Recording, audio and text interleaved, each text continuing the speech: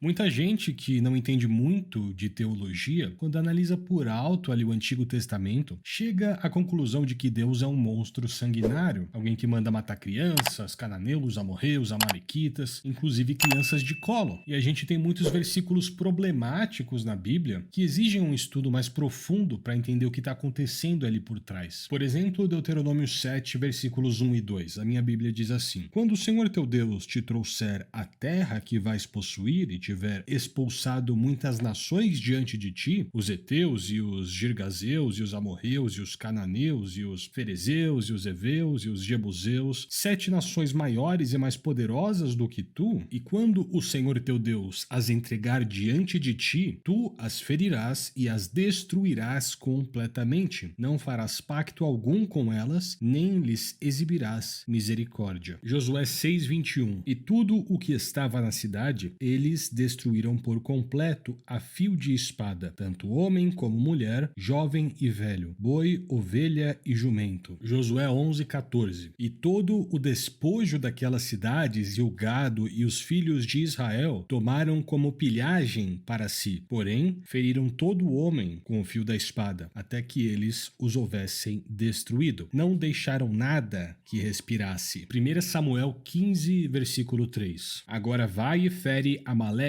e destrói por completo tudo o que eles têm, e não os poupa, mas mata tanto homem como mulher, crianças e os que mamam, boi e ovelha, camelo e jumento. São passagens, no mínimo, intimidadoras, né? Diante disso, muitos cristãos, inclusive, chegam a uma conclusão de que o Antigo Testamento tem um Deus cruel e o Novo Testamento tem um Deus bonzinho. Mas na verdade não, isso aí não tem nada a ver, né? Nesse caso, um problema que acontece é que o Antigo Testamento cobre um período de mais ou menos 2000 anos, ali de Abraão até Malaquias, sem contar nem os dias de Noé, porque aí o tempo já fica indeterminado, né? Ao passo que o Novo Testamento foi escrito em menos de 100 anos. Mas mesmo no Novo Testamento, a gente ainda tem várias situações onde a ira divina acontece. Por exemplo, ali em Atos 5, versículos de 1 a 11. Ananias e Safira mentem para o Espírito Santo e simplesmente caem mortos ali sem mais nem menos. Tudo porque eles fizeram uma oferta mentirosa para a igreja e acabaram ficando como exemplo para todo mundo que estava ali naquela época. Agora em Atos 12, versículos 21 a 23. Como nesse caso é menos, a gente consegue ler aqui. E num dia designado, vestindo Herodes as vestes reais, estava assentado no seu trono e lhes dirigiu um discurso. E o povo gritava dizendo: Esta é a voz de um Deus e não de um homem. E imediatamente o anjo do Senhor feriu-o, porque ele não deu glória a Deus. E ele foi comido pelos vermes e rendeu o espírito. Então perceba que mesmo no Novo Testamento a gente ainda tem exemplos fortes da justiça divina, da ira divina. Malaquias 3:6 ainda fala: Eu, o Senhor, não mudo. Então não existe isso de um Deus no Antigo Testamento e um Deus no Novo Testamento. Isso não se sustenta, tá? Então agora, com isso já fora do caminho, muita gente começa a se perguntar por que Deus escolheu manter essas coisas nas Escrituras. Por que ele não tentou amansar um pouco os acontecimentos históricos? Até porque são textos bem fortes, diga-se de passagem. Mas aí nesse caso eu te pergunto, o que seria melhor para nós cristãos? Perceber isso na fonte original, que é a Bíblia Sagrada, e poder desvendar esse mistério aliando ali a teologia com a arqueologia, com a história, ou que isso não tivesse mencionado na Bíblia e a gente descobrisse por meio da história, de historiadores provavelmente inclusive antissemitas e anticristãos, apontando nesse caso uma inconsistência real na Bíblia. Qual dos dois é melhor? Então que bom que isso foi preservado, né? Pior seria se não fosse. Mas diante do texto de Romanos 15:4, que diz: Tudo quanto foi escrito é para o nosso ensino, vamos pegar todos esses textos problemáticos e tentar entender o que está acontecendo aqui. Será que é isso mesmo? Seria Deus um monstro? Mas antes da gente entender o motivo dessas ordens e as motivações de Deus por trás dela, uma pergunta mais importante ainda talvez seja: por que ele permite com que nós continuemos vivos? Afinal, ele é o criador de todas as coisas e por diversas vezes ao longo da história história, ele considerou seriamente dar um shift delete em toda a sua criação e começar tudo do zero. Por exemplo, em Êxodo 32, versículos 9 e 10. E o Senhor disse a Moisés: Tenho visto esse povo e eis que é um povo obstinado. Algumas traduções colocam cabeça dura, inclusive, né? Por isso agora, deixa-me só, para que minha ira se acenda contra eles, para que eu os consuma e farei de ti uma grande nação. Deus, nesse momento, só não faz isso por causa da prece e por causa da liderança de Moisés naquele momento, porque Moisés argumenta em favor do povo hebreu. E se você está chocado com isso, Isaías 45:9 ainda te diz o seguinte: ai daquele que contende com o seu Criador, deixe o caco contender com os cacos da terra. Dirá o barro para aquele que o modela: o que fazes tu? Ou tua obra, ele não tem mãos? Ou seja, quem somos nós, os vasos de barro, para argumentar contra o oleiro sobre o que ele está fazendo nas suas obras? Um problema muito grande na nossa mentalidade é que muitas vezes a gente tenta fazer Deus a nossa imagem e a nossa semelhança, quando na verdade é o oposto. Nós que fomos feitos à imagem e semelhança dele, antes inclusive do pecado contaminar a nossa existência. E essa vontade de fazer Deus a nossa imagem e a nossa semelhança, inclusive explica toda a cultura de idolatria que a gente tem ao longo da nossa história em todos os povos. Só que nesse caso a gente tem que ter a humildade de saber que a gente não sabe de absolutamente nada. Nós somos limitados ao espaço e ao tempo, e nós temos uma visão muito parcial acerca da nossa existência. Isaías 55, 8 e 9 diz o seguinte: porque os meus pensamentos não são os seus pensamentos, nem são os seus caminhos os meus caminhos, diz o Senhor. Porque como os céus são mais altos do que a terra, deste modo são os meus caminhos mais altos do que os seus caminhos e os meus pensamentos do que os seus pensamentos. Então, mesmo antes de explicar esses versículos de um ponto de vista teológico, esses versículos problemáticos que eu falei ali no começo do vídeo, a gente precisa já entender de cara que Deus é soberano. Ele criou e ele sustenta cada átomo desse universo. Colossenses 1 já diz que tudo foi criado por ele e para ele. A vida é dele. E ele inclusive sustenta essa criação, como diz o Salmo 104. Isaías 46, 9 e 10 ainda fala, né, que ele é Deus, ele faz cumprir o propósito dele. Então quem somos nós para mandar em alguma coisa? A gente não é ninguém, tá? O plano divino, ele é totalmente acima da compreensão humana. E mesmo assim, soberania divina não é ditadura divina. São duas coisas diferentes. Mesmo sendo soberano, ainda existe o livre-arbítrio, todas as palhaçadas que a gente faz e Deus não interfere, todas as porcarias que nós fazemos e Deus ainda não intervém e permite por meio da sua vontade permissiva, onde ele não intervém, mas cumpre os seus planos a despeito dessas palhaçadas. E mesmo no controverso Antigo Testamento, Deus ainda mostra a sua misericórdia diversas vezes. A gente vê isso, por exemplo, no livro de Jonas, ali em Gênesis mesmo, a gente tem uma demonstração clara disso, em Êxodo 34, 6 a 7 também, onde Deus mostra o seu caráter compassivo, porque em Jonas capítulo 3, por exemplo, Deus dá a ordem a Jonas para que ele entre na cidade de Nínive e profetize para ele que eles vão ser destruídos ali em 40 dias se eles não se converterem dos seus maus caminhos. Deus já estava pronto para destruir todo aquele povo por causa dos pecados deles. Jonas vai lá, dá todas as suas palavras para aquele povo, aquela situação dantesca, aquele desespero entre os moradores, só que esse povo se arrepende e Deus os poupa dessa destruição. Jonas inclusive fica chateado com isso, né, ali no capítulo 4. Ele é bem curtinho, vale a pena a gente ler ele inteiro aqui. Mas isso desagradou muito a Jonas e ele ficou enfurecido, e ele orou ao Senhor e disse: peço-te, ó Senhor, não foi esta a minha fala quando ainda estava em minha terra? Por isso fugi antes para Tarsis, pois sabia que és um Deus gracioso e misericordioso, tardio para se irar e de grande bondade, e que te arrependes do mal. Por isso agora, ó Senhor, eu te imploro, tira minha vida, pois é melhor para mim morrer do que viver. E disse o Senhor: fazes bem em ficar irado. Então Jonas saiu da cidade e sentou-se no lado leste da cidade. Ali fez para si uma tenda e sentou-se debaixo dela à sombra, até ver o que aconteceria à cidade. E o Senhor Deus preparou uma aboboreira e a fez nascer por cima de Jonas, para que fizesse sombra sobre sua cabeça, a fim de o livrar de seu enfado. Assim, Jonas se alegrou demasiadamente por causa da aboboreira. Mas Deus preparou um verme quando a manhã subiu no dia seguinte, o qual feriu a aboboreira e esta se secou. E aconteceu que quando o sol apareceu, Deus preparou um forte vento do leste e o sol feriu a cabeça de Jonas, que desmaiou e desejou com toda a sua alma morrer, dizendo: é melhor para mim morrer do que viver. E Deus disse a Jonas: fazes bem em ficar irado por causa da boboreira? E ele disse: faço bem em ficar irado até a morte. E disse o Senhor: tu tiveste pena da boboreira, na qual não trabalhaste, nem a fizeste crescer, que nasceu em uma noite e em uma noite pereceu. E não deveria eu poupar Nínive, aquela grande cidade, onde estão mais de 120.000 pessoas que não sabem discernir entre a sua mão direita e a sua mão esquerda, e também muitos animais? Então a gente vê aqui que Deus não se alegra em nada em destruir uma cidade com todas aquelas pessoas. Ele pergunta a Jonas: se você se aborrece por causa de uma boboreira que nasceu em uma noite, fez sombra e já morreu, você imagina eu que criei todo aquele povo por todo aquele tempo, onde tem mais de 120.000 pessoas fora os animais, como é que eu não vou ficar irado em destruir uma criação dessas? Então Deus, ele se chateia também em trazer o seu juízo. No caso de Noé também,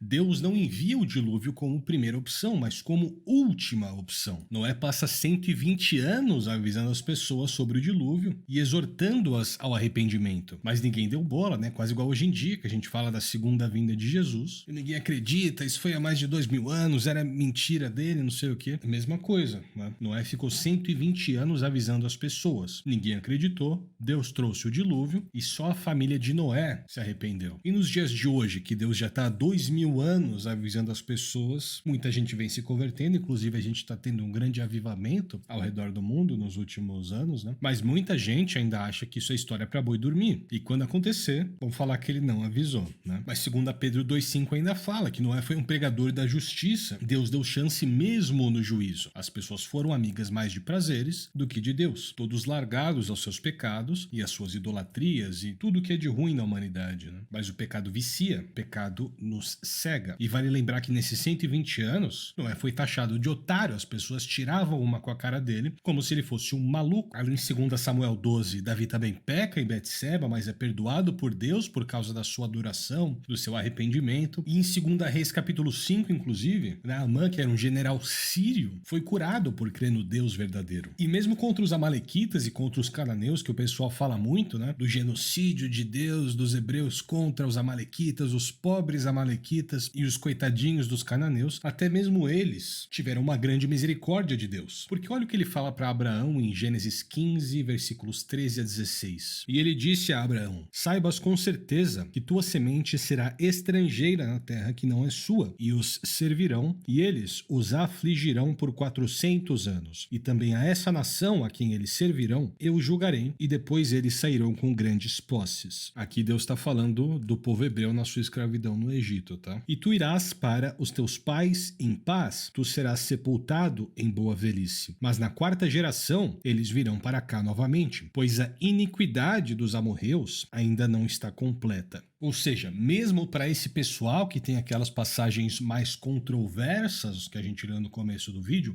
mesmo para eles, Deus deu ainda mais 430 anos para eles se arrependerem dos seus pecados de idolatria, sacrifícios de suas crianças recém-nascidas a demônios. Alguns historiadores falam até mesmo de canibalismo entre esses povos, e fora toda a sua crueldade, que é bem conhecida na história. Então, mesmo entre esse povo, Deus ainda deu mais 430 anos de misericórdia para que eles pudessem se converter, sendo que a Nínive, ele deu 40 dias e eles realmente se converteram. Então esse povo, analisando por essa ótica, teve um tempo muito maior para se converter, mas eles não se converteram, mas eles não se arrependeram. Então a pergunta não tem nem que ser por que Deus trouxe o seu juízo a esse povo de uma forma tão controversa, que de controvérsia não tem nada, conforme a gente já vai ver aqui, tá? Mas a pergunta é por que Deus deixou a maldade desse povo continuar por tanto tempo? Por que a vontade permissiva dele deixou essa civilização ficar impune por um período tão grande? Porque hoje a gente não sabe o que é isso. A nossa cultura nos aliena muito, né? Mas mesmo essa questão do juízo em si, agora entrando realmente nos versículos problemáticos, até isso é mal interpretado, principalmente pelo povo aqui do Ocidente, conforme a gente vai ver agora. Eu não vou ler tudo de novo aqui, porque você já sabe bem quais são os versículos problemáticos, a gente leu ali no começo do vídeo, né? Mas uma coisa curiosa é, por exemplo, os cananeus sacrificando os seus filhos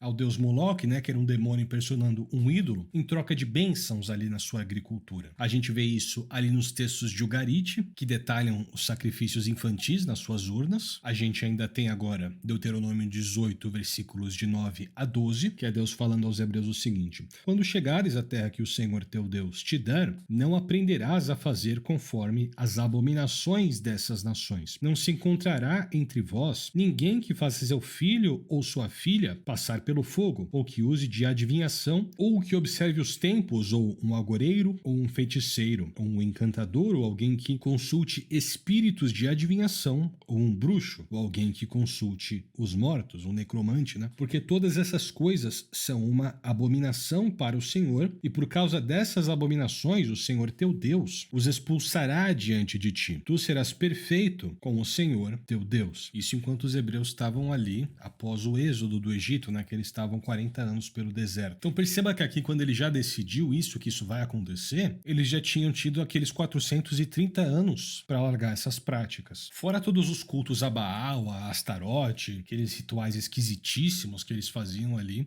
sem falar disso, tá, que é muito pesado aqui pro YouTube. E Deuteronômio 25, 17 a 19 ainda fala: lembra-te do que Amaleque, dos amalequitas, te fez pelo caminho, quando saístes do Egito, como ele te encontrou pelo caminho e feriu os que iam na retaguarda e todos os que eram fracos atrás de ti, quando estavas cansado e enfraquecido, e ele não temeu a Deus. E acontecerá que, quando o Senhor teu Deus te tiver dado descanso de todos os teus inimigos à tua volta, na terra que o Senhor teu Deus te dá como herança para que a possuas, que apagará a lembrança de Amaleque de debaixo dos céus. Não te esqueças disso. Então olha que coisa forte que Deus está falando aqui. A crueldade nômade daquela época era assim, tá? Até a Idade Média, pelo menos, as pessoas viajantes elas não tinham segurança alguma para fazer as suas viagens, para vagar de um ponto A ao ponto B. Tinha sempre esse pessoal que ficava ali na estrada, ficava na espreita, para atacar esses viajantes, roubá-los, fazer coisas impensáveis com eles. E os amalequitas fizeram isso com os hebreus enquanto eles estavam vagando pelo deserto. Inclusive a gente vê isso alguns capítulos atrás aqui, naquele momento onde Moisés tem que ficar com os braços pro alto, né? Quando ele cansava e abaixava os braços, os hebreus começavam a perder, e quando Moisés subia os seus braços de novo, isso acontece ali no final de Êxodo 17, né? Vale a pena dar uma lida depois. Aquela foi uma das primeiras vezes, se não a primeira vez, que os amalequitas atacaram os israelitas após o seu êxodo do Egito. E no texto fica claro que os amalequitas só não fizeram uma atrocidade contra o povo hebraico porque Deus naquele momento interviu diretamente no combate. Os israelitas não estavam em condição nenhuma de travar aquela batalha, mas nenhuma mesmo. Mas agora uma coisa importantíssima da gente saber antes de continuar o vídeo. No idioma hebraico, todos esses textos que a gente lê, destruir totalmente, aniquilar 100%, destruir todo mundo, isso na verdade é uma hipérbole, tá? No hebraico, as hipérboles são coisas muito comuns de acontecerem. Em português a gente ainda tem um pouco disso, por exemplo, no Brasil só tem golpista.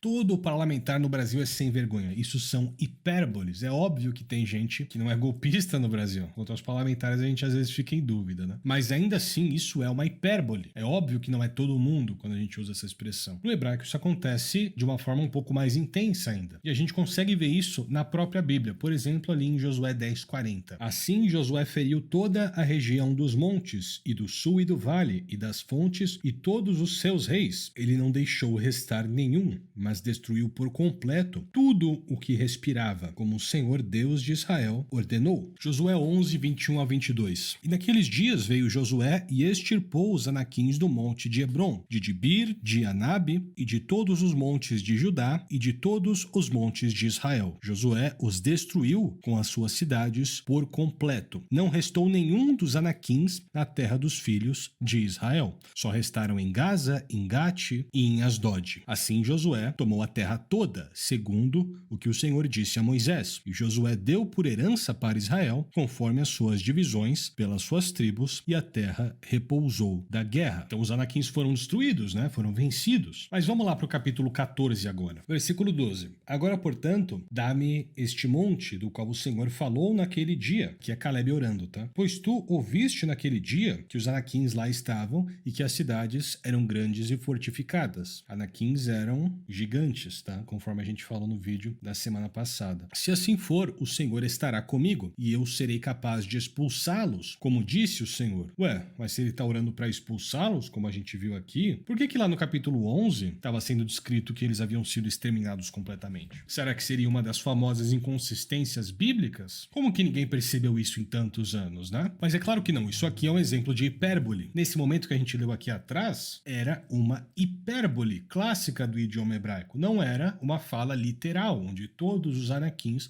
haviam sido exterminados, conforme a gente acabou de ver aqui no capítulo 14. Em Josué 23, inclusive, tem mais uma descrição mostrando que os povos inimigos ainda estavam lá, ou seja, eles não foram exterminados coisa nenhuma. Em 1 Samuel capítulo 15, isso é ainda mais forte, por exemplo, aqui no versículo 3. Agora vai e fere Amaleque e destrói por completo tudo o que eles têm, e não os poupa, mas mata tanto homem como mulher, crianças e os que mamam, boi, ovelha, camelo e jumento. E esse tipo de fala está no capítulo 15 inteiro. Mas aí vamos lá para o capítulo 27 agora, versículo 8. Depois de tudo aquilo, e Davi e os seus homens subiram e invadiram os Gessuritas, os Gerzitas e os Amalequitas, pois estas nações eram há muito tempo habitantes da terra, como quem vai para Sur até a terra do Egito. Ou seja, se eles já tinham sido exterminados por completo ali no capítulo 15, o que eles estão fazendo aqui no capítulo 27 enchendo o saco? Não faz sentido. Seria uma inconsistência bíblica? Claro que não, é mais um exemplo de hipérbole. E outra coisa que tem que ficar clara nessa situação é que Deus sempre proibiu aos israelitas que levassem espólios de guerra de volta para suas casas. Com todo o contexto dos mandamentos de Deus, fica muito claro que as ordens divinas eram para proteção e não para conquista. Porque por mais que as ordens de Deus elas tenham imperativos ali, faça,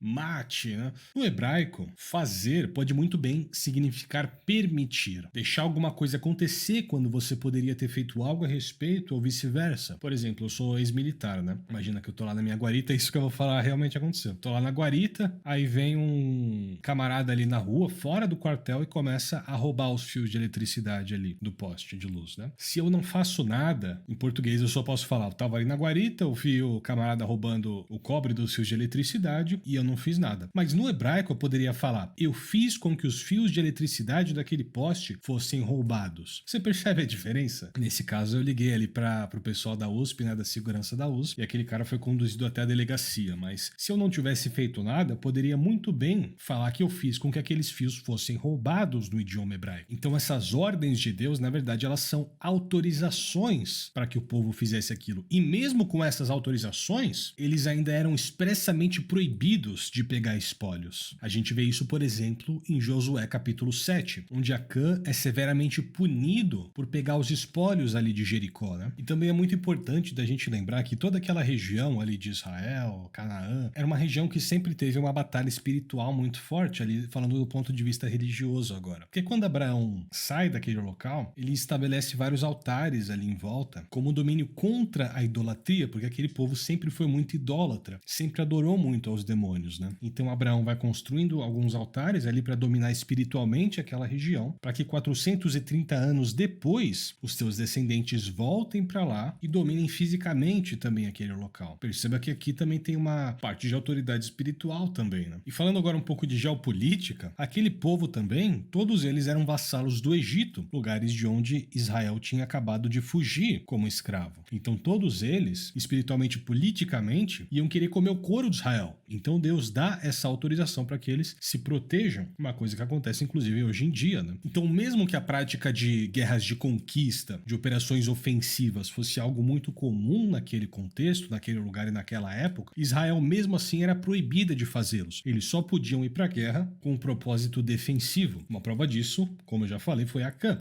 sendo punido por pegar os espólios de guerra daquele local. Eles não podiam fazer isso. Porque se até hoje aquele povo é muito famoso por suas guerras, você imagina há 6.000 anos atrás. E nenhuma cultura é perfeita, tá? E um dos efeitos do pecado original, inclusive, foi isso. A nossa cultura, por mais que a gente ache que ela é uma grande maravilha, na verdade não. Se a gente lembra, por exemplo, dos camponeses ali. Por muitos anos, os camponeses trabalhavam cantando. Imagina hoje você, no seu trabalho ali, começar a cantar no meio do seu expediente. Ora, você vai perder o seu emprego e no mês seguinte você não vai ter o que comer, ainda mais com as músicas de hoje em dia. Mas os camponeses não, eles passavam o seu expediente inteiro trabalhando ou em casa ou muito perto de casa, cantando. Fora o fato de que naquela época, dos camponeses, não dos israelitas, tá? Não existia essa separação que a gente tem hoje de lazer e trabalho, era tudo uma coisa só. Você chegava para um camponês ali e falava, vamos dar uma pausa aqui e vamos ali ter uns 5 minutos de lazer. Ora, mas a gente já tá tendo o nosso lazer aqui. Estamos cantando, estamos arando, é o que a gente quer fazer mesmo, a gente está se divertindo. A cultura camponesa era essa, né? Também era impensável um congestionamento de cavalos, e essa obediência ao relógio que a gente tem hoje em dia também é uma coisa nova na história humana. Isso não existia. Hoje, se você chega 5 minutos atrasado no seu trabalho, você leva uma advertência, se chegar de novo você perde o emprego. E se você for militar, você ainda vai preso. Isso era uma coisa impensável na Idade Média. Isso acontecia no máximo ali entre os monges e era uma coisa que eles desejavam, que fazia bem para eles. Outro problema grave da nossa cultura é que nunca na história foi uma coisa tão normal você ser uma pessoa marginalizada. A gente vê isso, por exemplo, ali no Crime e Castigo, com Raskolnikov, né? Ao passo que a cultura medieval também tem problemas graves que não são nem um pouco desejáveis para nós hoje em dia. Agora, isso não faz da nossa cultura algo bom, nem da deles algo bom. Muito pelo contrário, todas as culturas têm problemas graves. Todas elas são uma grande porcaria. A nossa, por exemplo, é uma cultura moldada para você se arrebentar e viver a sua vida inteira frustrado. Michel Foucault já falava isso com aquele seu conceito de biopoder, né? Então não é inteligente você analisar um contexto cultural completamente diferente do seu com a sua ótica de quem tem carne ali na geladeira do supermercado, de quem tem um ventiladorzinho ali em casa para não sentir calor, de quem tem toda uma doutrinação social moldada desde o maternal para que você se torne um adulto imbecil. Você não pode analisar o mundo antigo com essa mesma ótica. E ainda mesmo tendo a ótica correta, mesmo tendo o contexto histórico correto, você ainda assim pode ter um pensamento equivocado, porque você ainda pode pensar, tá bom, entendi, é hipérbole, não aconteceu realmente nada disso que a gente viu no começo do vídeo, mas ainda assim, teria Deus escolhido Israel e ignorado os outros povos? Parece uma coisa injusta, né? Por que Israel foi o povo eleito e os outros povos foram largados ao acaso? Na verdade, não foi nada disso. Uma coisa importante da gente entender é que a Bíblia não é um livro exaustivo sobre todos os povos da história humana. Ela não é um livro exaustivo sobre como Deus se revelou a cada um deles. Nada disso. A Bíblia é um livro suficiente sobre uma parcela da história do povo pelo qual Deus escolheu trazer o seu filho para perdoar os pecados daqueles que dele creem. E mesmo assim, na própria Bíblia, nós temos diversos exemplos de Deus se apresentando a povos distintos da população hebraica. Isaías 42:6 diz o seguinte: Eu, o Senhor, tenho te chamado em justiça e irei segurar a tua mão, e a ti manterei e te darei por um pacto do povo, para uma luz dos gentios, para abrir os olhos cegos, para tirar os prisioneiros da prisão e aqueles que se assentaram na escuridão para fora do cárcere. Então aqui está falando que Israel, por meio de Jesus, é a luz de todas as nações. É por quem os gentios seriam abençoados, uma promessa que inclusive foi feita a Abraão lá atrás na história. Então, na verdade, a Bíblia foca na revelação divina e não em um favoritismo de um povo, como a gente vai ver que não tem nada a ver. Por exemplo, aqui mesmo em Isaías, capítulo 45, versículo 1. Assim diz o Senhor a seu ungido, a Ciro, cuja mão direita eu tenho sustentado, para subjugar nações perante ele. Ciro não era um hebreu, não era um israelita. Na verdade, Ciro era o rei do Império Medo-Persa, que dominou a Babilônia durante o exílio babilônico ali de Israel e libertou os israelitas de volta para sua terra. Então, o ungido do Senhor, esse rei chamado Ciro, ele era um gentio. A gente tem também o caso de Ruth, que era uma moabita. Os moabitas eram inimigos de Israel, tá? Mas ela, que era uma moabita, foi enxertada no povo israelita, sendo inclusive um dos pontos principais na linhagem de Davi e, por consequência, na linhagem de Jesus Cristo. A gente também tem o caso de Raabe, que era uma prostituta cananeia, que também está na linhagem de Davi e de Jesus, e que ela foi uma das pessoas lá naquele caso de Jericó a serem leais a Deus. E ali em Gênesis 14 a gente tem o caso de Melquisedeque, que é uma das pessoas mais misteriosas da Bíblia Sagrada, sendo ele um sacerdote cananeu que abençoa Abraão e desaparece da Bíblia. Ele só vai aparecer de novo lá no Novo Testamento, na carta aos Hebreus, quando Jesus é descrito como rei e sumo sacerdote segundo a ordem de Melquisedeque. Os mormons inclusive se apropriaram indevidamente desse título, né? Mas isso é outra questão completamente diferente. A questão aqui é que Deus usou um não hebreu como sacerdote para abençoar o patriarca da nação israelita. Em Deuteronômio 4:6, a lei também é para atrair as nações, né? Ali em Atos 10, 34 e 35, a gente ainda lê que Deus não faz acepção de pessoas. Tem até o chamado universal a Cornélio ali também em Atos 10, né? E até mesmo entre o povo da Bíblia, Deus trouxe diversas vezes o seu juízo divino, assim como ele trouxe aos outros povos, né? Ali em Deuteronômio 32:4, a gente lê que a obra de Deus é perfeita, sem iniquidade. A iniquidade está em nós. O Salmo 89 também traz essa questão, né? Em Amós capítulo 3, versículo versículo 2, a gente ainda tem: só a vós vos tenho conhecido de todas as famílias da terra. Portanto, eu vos punirei por todas as vossas iniquidades. Então ninguém escapa da justiça divina. A gente ainda tem no caso de Israel a invasão assíria, o exílio babilônico também, que eu já vou detalhar mais, só que foram momentos muito impactantes para a história dos israelitas. Ali em Números 14, versículos 20 a 23, por exemplo, Israel é punida gravemente, simplesmente pela sua murmuração ali, né? E a condenação deles é tão grave nesse momento que eles sabem que eles vão ter que vagar a vida inteira no deserto, mas eles não vão conseguir ver a terra que o Senhor tinha preparado para eles. Somente os filhos deles haveriam. É uma condenação forte, né? Você saber que pelo resto da sua vida você vai passar vagando pelo deserto e não vai conquistar absolutamente nada. Você vai ficar ali como um nômade vagando, né? Vai até juntar alguns animais ali para você ao longo do tempo, mas vai passar o resto da sua vida sem uma terra para sua família. É uma condenação severa. Ali em 2 Reis 17, ainda tem a invasão assíria por idolatria, uma punição à idolatria do povo hebraico, ou seja, a adoração de demônios, conforme a gente viu no vídeo da semana passada. E a estrela de Mesh ali da arqueologia confirma isso. Muitos anos depois ainda entra a questão do exílio babilônico, que é quando o rei Nabucodonosor invade a terra de Israel e leva cativo aquele povo, terra de Jerusalém, né? E a gente vê isso lá nas tábuas de Nippur também. 70 anos depois eles são libertados por Ciro, conforme a gente estava falando. Só que para a casa de Israel, Deus também mostrou a sua misericórdia, assim como ele mostrou a Nínive, conforme a gente viu em Jonas. Um exemplo forte disso é aquele caso de Diná. Se quem violenta ela, né, os irmãos Levi e Simeão a vingam, fazendo todo aquele povo se circuncidar, e quando eles estão com muita dor, eles vão lá, invadem o acampamento, acabam com a vida de todo mundo, eles saqueiam também. Jacó amaldiçoa eles por causa disso, Simeão e Levi. A gente vê isso ali em Gênesis 49, né? Esse aqui vale a pena ler a maldição deles. Versículos de 5 a 7. Simeão e Levi são irmãos, instrumentos de crueldade são em suas habitações. Lembrando desse caso de Diná. Ó minha alma, não entres no conselho secreto deles. Minha honra não se una com a sua assembleia, porque na sua ira mataram um homem e na sua fúria derrubaram um muro. Maldito seja seu furor, pois foi violento, e a sua ira, pois foi cruel. Eu os dividirei em Jacó e os espalharei em Israel. Jacó e Israel é a mesma coisa, tá? São a mesma pessoa. É que são formas diferentes de se falar dessa mesma nação. Isso aqui é um elemento de poesia hebraica, tá? Quando você repete duas coisas de formas diferentes, mas dizendo a mesma coisa. Eles chamam isso de paralelismo de ideias, né? Então Jacó e Israel se trata da mesma pessoa. Só que mesmo sendo amaldiçoados pelas suas iniquidades pelo seu próprio pai, sem direito a terras, eles são enxertados posteriormente na tribo de Judá, simbolizando o nosso Senhor e Salvador Jesus Cristo. Ali em Josué 19, eles compartilham as terras com a tribo de Judá. Os levitas, inclusive, foram uma tribo separada por Deus para o serviço no tabernáculo, no templo. Então veja esse exemplo de misericórdia. A despeito da maldição de Jacó, que mesmo assim teve a sua autoridade respeitada por Deus, mesmo assim ele não cancelou a maldição, mas ele a contornou usando da sua soberania e da sua justiça. Ali em Gálatas 3:28 a gente vê que não há judeu nem grego. Jesus une todas as pessoas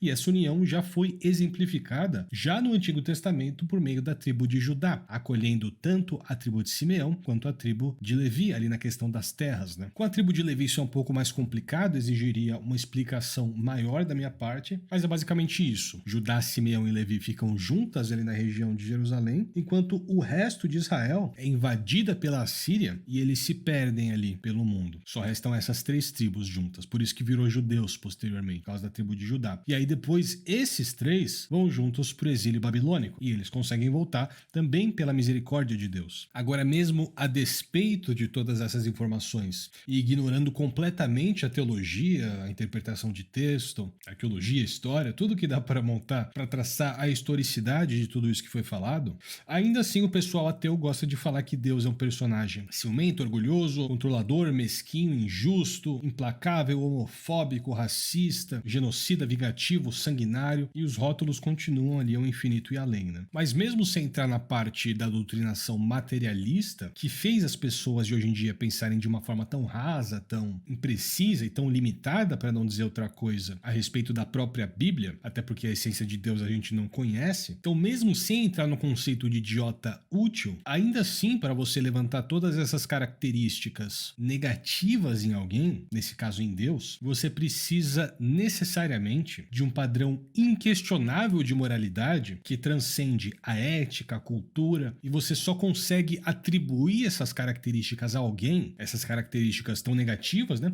Porque essa pessoa infringiu as regras daquele padrão moral. O Richard Dawkins mesmo, que acusava Deus de ser um infanticida, perdeu muitos adeptos do próprio ateísmo quando ele começou a defender indiscriminadamente o aborto. Quer dizer, como ele acusa alguém de ser infanticida, mas ao mesmo tempo defende o aborto em qualquer circunstância. Estranho isso, né? Mas ainda assim, no padrão moral dos próprios ateus que o seguiam, isso é um absurdo. Mas por que, em primeiro lugar, existe esse padrão moral superior? Porque dá facilmente pra gente saber nas nossas entranhas que o padrão moral de um é superior ao padrão moral de outro. Para você, mesmo que de maneira leviana e imprecisa, acusar Deus de ser todas essas coisas, conforme a gente já viu que não é o caso, mas mesmo assim, para você acusar ele de ser tudo isso, você precisa necessariamente de um padrão moral acima de qualquer variável humana, seja costume, educação, cultura, acima de tudo isso. Você precisa de um padrão moral que te indica que essas coisas são coisas erradas, porque se Deus não existisse, tudo seria permitido. Dostoiévski falava isso, né?